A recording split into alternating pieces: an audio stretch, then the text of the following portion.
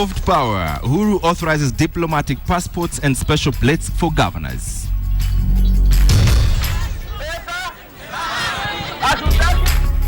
Striking nation, nurses and Nairobi City Council staff join teachers in strike over pay. Bowling turns tragic. Student passes out after ethanol overdose.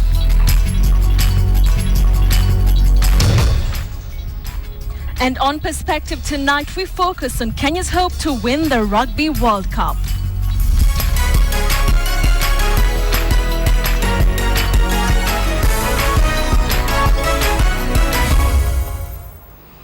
Well, good evening once again. I'm James Smart. Now, the strike bug is spreading far and fast. Nurses at the Kenyatta National Hospital and workers at the Nairobi County Government have joined the strike to protest delayed and low pay. Officials of both the national and county governments say it may not be able to fully meet the pay demands of workers in different sectors and in the country. And as KTN's Rita Tenena reports, those with unfulfilled collective bargaining arguments have been urged to be patient. Day 2 of the strike called by the Kenya Union of Post-Primary Teachers, and it was a mixed bag in different parts of the country. Some teachers staying away from classrooms, others continuing with business as usual. Kupet, however, insists the strike is unstoppable. We want to ask the Board of Governors to take over schools so that there is no distraction. The union is demanding 20.8 billion shillings for harmonization of commuter, leave and responsibility allowances and says it will not settle for less. We shall not accept blanket statements that the teachers go back to class as they look for money. We want them to put something on the table. As the teachers' strike entered the second day, over 4,000 nurses at the country's largest referral hospital, the Kenyatta National Hospital, also downed their tools. The nurses want the hospital to honor a 2009 collective bargaining agreement for a 46% pay rise, backdated to the year 2011, a 23% housing allowance, and the leave allowance of up to 20,000 shillings. We are not striking. We are only waiting for them to give us our money. But even as teachers and nurses abandon their duties, it appears they may not get what they are bargaining for.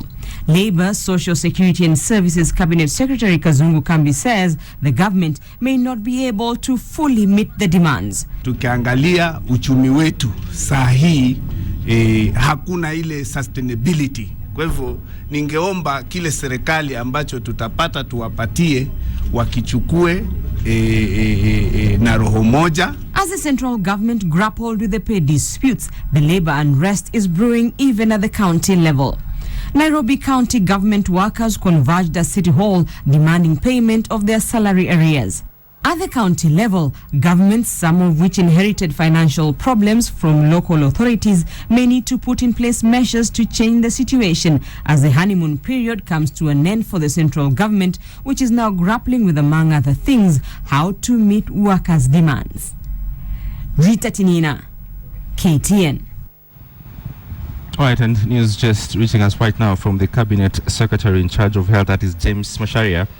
He says that following the industrial action on 19th June 2013 by Kenyatta National Hospital, unionizable staff of Kenya Union of Domestic Hotels, Educational Institutions and Hospital Workers in regard to the negotiated comprehensive bargain agreement, that is CBA of 2009-2013, the Cabinet Secretary says the following: that the government will ensure full implementation of the comprehensive bargaining agreement from July 2013, and that the National Treasury will provide resources to ensure full implementation of the CBA beginning July 2013. And that means that all the union officials should call off the industrial action with immediate effect to ensure resumption of full services by all their members. Once again, the Cabinet Secretary says that the government is providing pay for that agreement, and that indeed the strike should be called off, and that call upon all the staff to fully cooperate to alleviate the suffering of the patients. All right, into some disturbing news. A Form 1 student at Kituro Secondary School in Baringo County is fighting for his life at Kabarnet District Hospital after senior students allegedly forced him to drink ethanol from the school laboratory in a bullying incident. Well, the student's parents claim the boy had earlier informed them that he was being harassed at the school, but the school had failed to take any action against the bullies. And as KTN's Wilkis Sanyabo reports, the boy's parents want the culprits to face disciplinary action. 15-year-old Salat Kipkoech is too weak to speak. He is recovering after a bizarre incident in which he claims he was bullied into taking a toxic substance. The 15-year-old is a Form 1 student at Kituro Secondary School in Baringo County. A few days ago, he claims 2 senior students at the school cornered him in the dormitory and forced him to drink a toxic chemical from the school laboratory, a chemical believed to have been ethanol, although this is yet to be established. Eyewitnesses reported the matter to teachers who rushed Salat to the hospital. But the school tells a different story. The principal, Salina Rotich, acknowledges that Salat did indeed ingest the toxic substance. The bone of contention, however, is just how Salat came to take the substance. I've said that the student took some substance, was rushed to hospital. So far the student is safe, is well. So I think the rest of the things will be pursued later. This is, however, not the first time the student has complained of bullying. In May, Salat sent his father a text message saying he was being harassed and his life was in danger. His parents now take issue with the fact that the school took days to inform them of the incident. Further, at the time of their arrival, the school was yet to report the incident to the police. The principal says he has a statement of the students confessing, saying that they were just playing. How can a Form 4 student play with ethanol? Salat's father has recorded a statement with the police and now wants the school to take disciplinary action against the culprits. Wilkis Anyabwa, KTN Prime. Well, that sort of leads us to a big question, and tonight we ask you, do you think schools are doing enough to end bullying? Do you think schools are doing enough to end bullying? Send us your yes or no responses with quick comments to the number 8040. Bet and I will sample your views during this live newscast and give you the poll results at the end of this bulletin.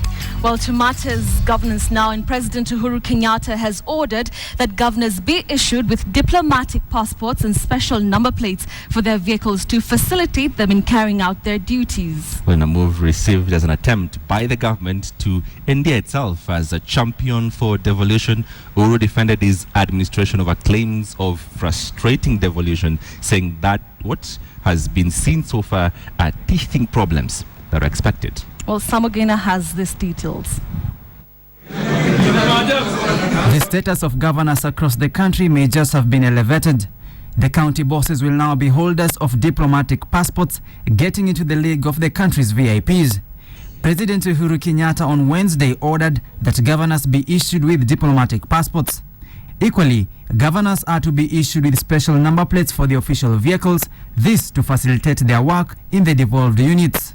Ultimately, we want the best format possible using the available equipment to ensure, especially in this critical time when we know the kind of destruction that has been caused on our roads, to help you ensure that your roads are passable and that you are able to pass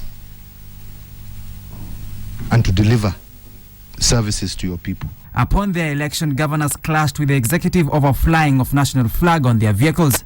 To defuse the flag standoff, Attorney General Professor Githu Muigai issued a statement indicating that only the President, Deputy President, Chief Justice, Speaker of the National Assembly, a Minister or the Attorney General are allowed to fly the national flag. But with today's presidential directive, governors may have gotten a bonus to their status. Chairing the first national and county government coordinating summit, a summit that brings together the President, Deputy President and all the 47 governors, President Uhuru Kenyatta affirmed his administration's commitment to support devolution. The President ordered all functions that are supposed to be performed by county governments to be immediately devolved, and that institutions concerned with devolved units to implement devolution as per the Constitution. We have a combined responsibility as the initiators, as the starters of this new constitution, to ensure that we lay the groundwork and ultimately a proper framework for the proper implementation of devolved governance in our nation. Working with yourselves, facilitating your agenda, building capacity for the counties is a necessary ingredient for us to not only implement the spirit and letter of the new constitution, but to fast-track development. The president and his deputy acknowledged the tussle surrounding devolution, saying the teething problems should not be construed as government's lack of commitment to devolution. The two leaders say synergy between the national and county governments will surmount the challenges being experienced now. That we want to ensure that devolution as per Schedule 4 is implemented immediately, starting with this budget. A committee has been established to map out grey areas between the two levels of government to effect seamless governance. Samugina, KTN, Nairobi.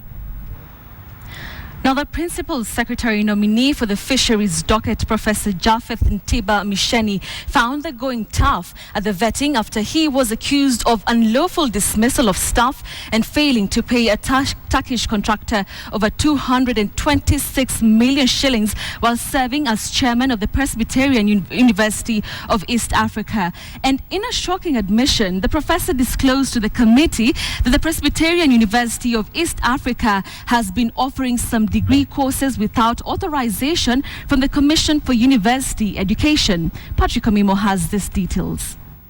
Committees of the National Assembly have begun the vetting process for the principal secretaries. It will be a two-day event. I, Professor Kembo Thyroid, do solemnly swear. 5 witnesses, including a Turkish contractor, took oath after they presented a sworn affidavit that adversely mentions the principal secretary nominee for fisheries, Professor Japheth Misheni.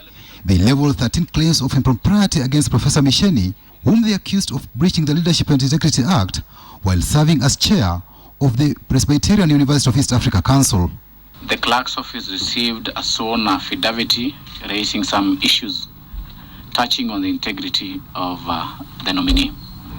He has fabricated documents and willfully presented them to our courts of law as true records of fact.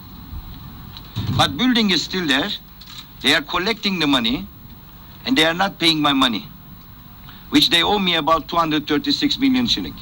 I had to sign an affidavit and say that I cannot ever recall writing such letters. The letters were in awkward English. Dr. Mogai, I want to put it into this.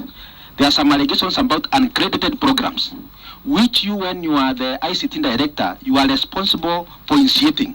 There's no chance that as a person, as an individual within the university and in my low position, I'd be able to actually implement programs within the university. Appearing before the committee, Professor Misheni agreed he was still chairman of the University Council, but denied knowledge of issuing false documents. In the affidavit by Dr. Mungai, he alleges that the University Council that you chair is offering programs other than those which have been accredited. Yes, but we are working with the commission. But there was more. A report not approved is appearing on the website of the council of the university. People are going to websites and putting all documents there. Aware of it? You are aware of it?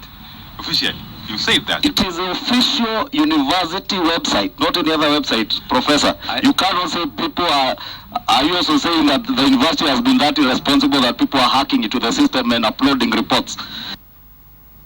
Others appearing before the committee included the principal nominee for information and communication, Joseph Tiambati. Though he applied to the Public Service Commission, he was not shortlisted for interviews. He also contested for Narok County Governor in the March 4th polls. Once confirmed to this position, I will issue appropriate instructions to my lawyer in this regard, because it would not be possible for me to continue with the case while I'm in office. Patrick Amimo, KTN. All right, now to the lakeside city of Kisumu, and for the last 1 month, residents of 5 West Junction in Kisumu's Nyalenda estate have been living in fear of a terror gang. The gang, whose members allegedly wear dark trench coats, operate along the dark alleys in the estate and attack passers-by as early as 10 p.m. Now, KTN's Fred Omulo caught up with the family of one of the victims who was hacked to death last week. For Jared Otieno, life couldn't have turned out more ironic. The 25-year-old college graduate met his death right at the spot where he had saved the life of a friend only 2 weeks earlier. Tukambiwa tena jana, the same people walionekana pale, the same place walioua huyu kijana. Unaambiwa wamevaa nguo nyeusi, wanapanga na wana kisu. The 6 men in black, as the neighborhood terror gang calls itself, had earlier attacked Dennis Odongo, causing a commotion that attracted Jared and other neighborhood youth. They dragged me to a small bushes just down there. So they started hitting me from there. After a while, that's when they saw some 2 people coming from the road. They left me and attacked them. In the ensuing melee, the thugs fled the scene, sparing Dennis' life. 2 weeks later, they emerged as Jared was heading home, killing him on the spot without stealing a thing. His neighbor Kevin Ochieng underwent the same ordeal, but this time the thugs robbed him and his brother of cash and mobile phones. The level of crime in this 5-way intersection within a radius of just 10 meters has spiraled out of control to the extent that it is rivaling the entire city. Residents say the thugs even have a signature style. So watu wengi wamekuwa hawajafikiria kukimbia ni wezi, manake vile wana pose na tena wako na kitu kama bunduki hivi na zile malugha wanatumia utadhani ni polisi wenye wako tu patrol. What's worrying about the trend is the clear lack of a theft motive and the alacrity with which members of the gang slash their victims. Residents have protested about the crime wave at the police and provincial administration offices, but these have not yielded any positive outcomes. From Kisumu City, I am Fred Omulo. Cabinet Secretary for Foreign Affairs Amina Mohammed says that it is the worldwide trend to explore emerging markets in order to remain competitive and relevant in the global economic market. While speaking to ambassadors and high commissioners at a Nairobi hotel, Amina says Kenya, like any other country, will shift its attention to the eastern market and look for new trading partners, but reiterated that this should not hamper diplomatic relations with the West. And as Aaron Ochieng reports, the Jubilee government pledged to engage more with the East is starting to shape up as President Uhuru Kenyatta plans to make a trip next week to Japan. Upon President Uhuru Kenyatta's election victory, the Chinese government sent a special envoy from Beijing to congratulate Uhuru Kenyatta and William Ruto. The special envoy was also present during the inauguration ceremony. The writing was on the wall, and it was clear that the Uhuru administration was more than comfortable to engage with the Asian economic giant trade-wise than the West, which had expressed its reservations on working with them based on the ICC indictment on the president and his deputy. We'd like to go into a closed session. And so today, Kenya's top diplomat Amina Mohammed made it official that Kenya's Western trend was changing eastwards. It's important, as we grow, that we explore cooperation with other economies. Those in Eastern Europe, in Asia, in the Middle East, and in Latin America.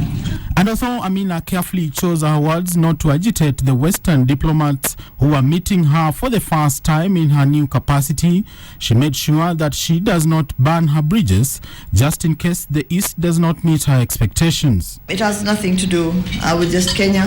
It doesn't have anything to do with just Africa. That in fact, that is a product of globalization. And it brought all of us together. It has increased competition among states. The ICC cases facing the president and his deputy has been the turnaround in Kenya's relations with the Western countries, but Uhuru and Ruto have kept their heads up and made it clear from the word go that Kenya will go ahead with or without the Western aid. We must remember that no country or group of countries should have control or monopoly on international institutions or the interpretation of international treaties. It was said choices have consequences, and that if you vote for Uhuru Kenyatta and William Ruto, there would be consequences. Look at what happened. President Uhuru Kenyatta heads to China later this month for a week-long trip in what is believed to be strengthening ties with the Eastern Economic Tiger, and one that will prove that indeed Kenya will after all depend heavily on the Eastern countries than it has done before. Aaron Ocheng, KTN. Well, KTN Prime is just about to take a short commercial break, but before them, a reminder to our big question tonight. And we had asked, do you think schools are doing enough to end bullying? This is, of course, in regard to the story we aired earlier of a Form 1 student who was forced to drink ethanol from the laboratory by his seniors. The question is, do you think schools are doing enough to end the bullying? Well, send your yes or no response with a brief comment to the number 8040, and Smart and I will sample your views during this newscast and give you the poll results at the tail end of this new live news bulletin. Indeed, you're watching KTN Prime. Just ahead.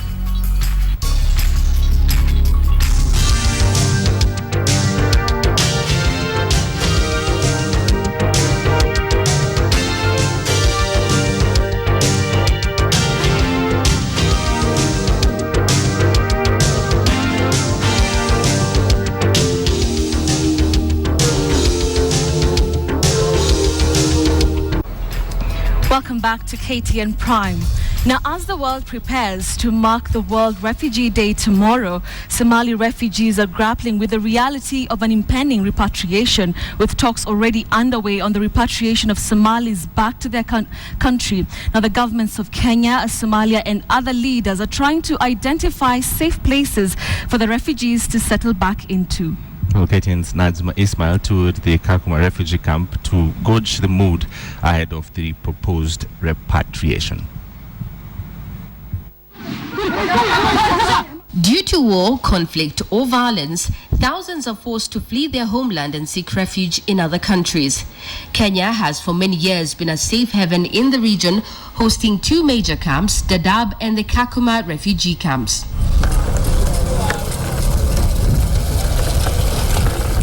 Initially, the refugees are brought here and live in these tents where demarcation is done. Then later on, they're provided with construction materials where they build their own houses. The camps slowly develop into a small town, complete with all kinds of amenities, from businesses to recreational facilities. Home to at least 120,000 refugees from 15 different nationalities, the Kakuma refugee camp has grown to become more than just a camp. It is now a second home to many. Most of the inhabitants here are Somalis, and they all seem to know about the impending repatriation. Almost 50% of these refugees came in the last 3 years. And that many of them have been asking to go back. Certainly, I don't think I'll be going back to Somalia, because the situation that really made us to leave and flee and come to Kenya is still existing. Abikar Sheikh and his family have lived in Kakuma for more than 20 years. He's one of the many refugees who don't want to go back to Somalia. He's worried that he and his family will be forced to return to the war-torn country. The UNHCR says they will support the repatriation process only if it is done in the most humane way possible. We are having discussions with the government of Kenya, with the government of Somalia, with our UNHCR Somali office to gauge and see how we can make sure that if they're going back, those who decide to go back will go back in dignity and safety. Some of the refugees have lived in Kakuma for many years, and they have turned to drugs to keep depression at bay. People move here on account of drug. First of all, I'm the one who is using a lot of kinds of drugs just to keep myself cool. However, some have made good of the situation and adopted accordingly. They run several businesses within the camp. Most of the Somalis staying at the Kakuma refugee camp have been here for years. They've gotten married here, they've had children here, and some even have businesses to take care of. They say they are not ready to go back home. Najma Ismail, KTN, Kakuma refugee camp. All right, now one of the biggest threats to the stability of any nation is mass unemployment. And Kenya is currently in the throes of this phenomenon. Joblessness, especially among the youth, is quickly becoming the match that sets alight criminality in many of these men and women. Well, we spoke to one such man, a university graduate who is also a carjacker. Well, in part of a series of reports by our sister newspaper, The Standard, this man reveals what many may already have suspected. That criminals driven into crime by unemployment are much smarter and far more desperate than had been imagined. Well, here now is an excerpt of that interview. For you to be successful in this criminal activity, you go through a lot. Let's say killing, see, you can't celebrate it, even though sometimes we do it out of our mind, because for you to maybe do something, maybe be successful in one field or maybe in one robbery or something, you have to get high for you to be there. We'll catch this riveting story tomorrow on your copy of the Standard newspaper. Well, indeed, we do take another short break. When we come back, Bonnie Tunya will be bringing you up to speed with the day's business. Do stay with us. Good evening, my name is Bonnie Tunya and I'm here with the business. National Treasury has abolished the controversial 16% value-added tax on basic commodities on the proposed VAT bill. Now, in what was seen as sitting ground with the mounting opposition to the bill, Economic Secretary Dr. Geoffrey Mwao said the Exchequer is reviewing various operations of protecting the poor, including scrapping the proposed taxes on basis that such items as food, medicines and fertilizers were in that particular bill. Now, among the goods that are currently VAT exempt and which had been targeted by the proposed bill before it was quickly shelved last year included essential food products and farm inputs like bread, milk, maize flour, livestock feeds, fertilizer and pesticides. Others include sanitary towels, books, newspapers, computers, insecticides, locally assembled water pumps and locally produced gin cotton. A 16% increment on the cost of these items would mean the cost of living would go up by a similar or even higher margin or more. Now, Dr. Mwao, however, maintained that high class of food such as swordfish or caviar, which are classified as inputs to the tourism sector, would not be spared from tax from that particular bill. And of course, these details would be coming on your copy of the Standard tomorrow morning. Right, moving on, the World Bank has advanced a line of credit worth $40 million to the government to support its private-public partnership program. The funds will help the government create an attractive environment for private sector players in government projects. The state of Kenya's infrastructure has continued to attract attention, the latest coming from the World Bank in its economic update released earlier in the week.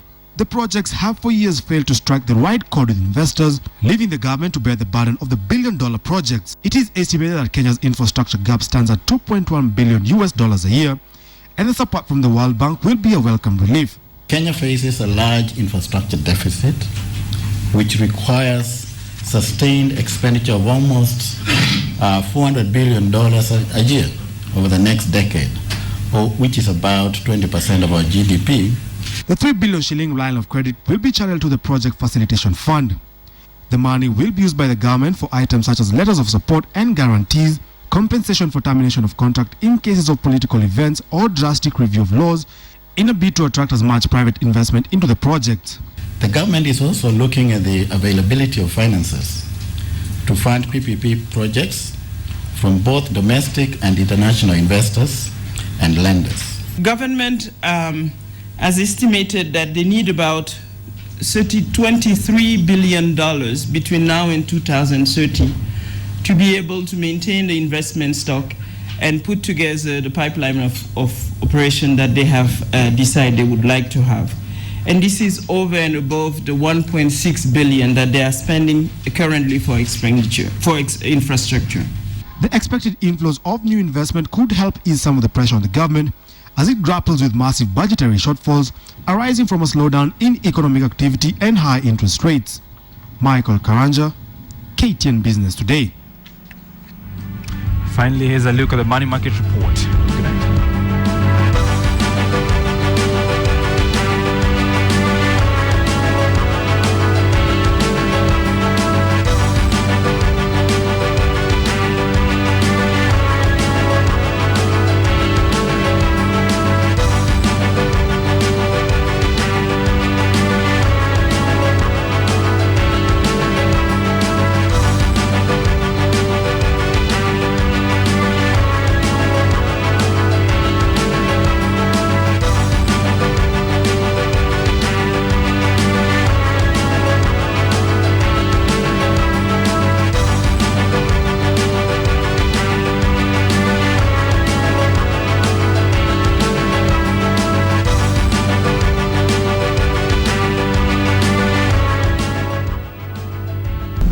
Right, it's now time for KTN Sports Today. I am Nicholas Mudimba. Quickly, the 10,000 meters for both men and women could not be part of the National Athletics Championships program that starts tomorrow through to Saturday at the Kasarani Stadium. Over 600 athletes are expected to take part in a 3-day event that will paint a picture of how the Kenyan team to the World Championships in Moscow will look like. Victor Gale reports.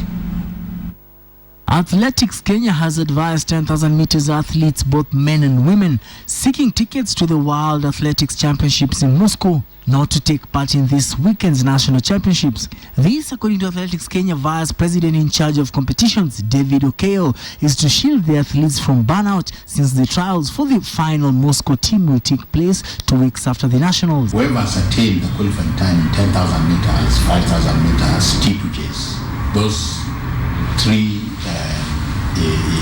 major events, both men and women, we are pleading with them that they should actually leave these athletes out of the national championship. 16 Athletics Kenya affiliates will parade their best athletes in various disciplines. We have actually the stadium, and that is why we have an advantage over the others when it comes to short and middle distance races. Some of them they've just been seeing through the TV, but this is the time for them to see them running physically on Kenyan soil. So I want to take this to you because we are not going to charge the stadium. The stadium is free. The championships will begin on Thursday through Saturday, the 22nd. Victor Ogale, KTN Sports. Right, and before KTN Perspectives comes on board, the KCB Advantage Banking Golf got off to a great start as Mumias Golf Club president Pro Dismas Indiza stamped his authority in the first day of the KCB Advantage Banking Golf that's now going on in Limuru Golf Club and Country Club. Indiza carried an impressive 2 under par 69 to set a stage for a serious 4-day tour at Limuru. At the first 9, he sank 4 pars in hole 1, 2, 5 and 9, and then drawled in 2 birdies in hole 4 and 8. The Shili Limuru course seemed to take a toll on the long hitting pros as he bogeyed in 3 and 6 and double bogeyed in hole 7 for a total of 35 in first 9. The spark of the day came from Golf Park's resident Pro Jacob Bukele, who managed to shoot a hole in 1 in the 7th hole of the front 9. The KCB Advantage Banking Rally Banking Golf, I beg your pardon, is taking place at the Limuru Golf Club until Saturday.